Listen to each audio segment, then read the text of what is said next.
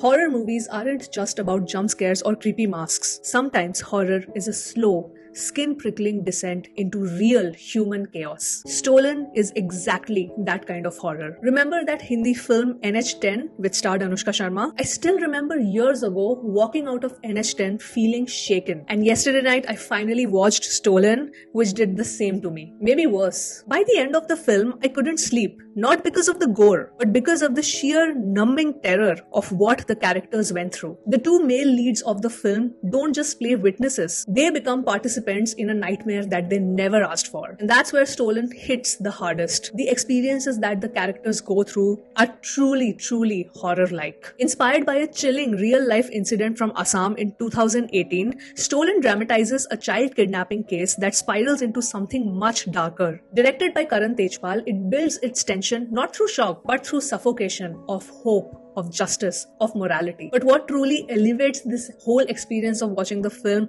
are the performances. Abhishek Banerjee is devastatingly good. He doesn't perform the anxiety, he absorbs it. He lets it live in his bones. There's a whole car chase sequence scene where you can just feel and breathe Abhishek's anxiety. Shubham, on the other hand, brings a quieter panic, the kind that bubbles just beneath the surface. I love how his character was so morally driven. It's very rare to find nowadays. And Mia Melzer as the mother Jhumpa, my god. It was the kind of performance that doesn't shout for attention, but it will grab your soul and it will not let go. She's not acting grief, she is the grief. There is an almost documentary-like authenticity in how this film unfolds. The camera doesn't romanticize the pain or stylize the violence. It just stays. It lingers long enough to make you squirm. Tejpal's direction is absolutely unflinching and sharply addresses a lot of societal issues without it ever being preachy. Yeah, I won't give away any more because this film is best experienced raw. But I would want to end with this particular thought that stayed with me after watching the film, is that sometimes even the most honest intentions to help, it can either be driven by decency or by guilt, don't just fall short, they disappear. There are so many real life examples where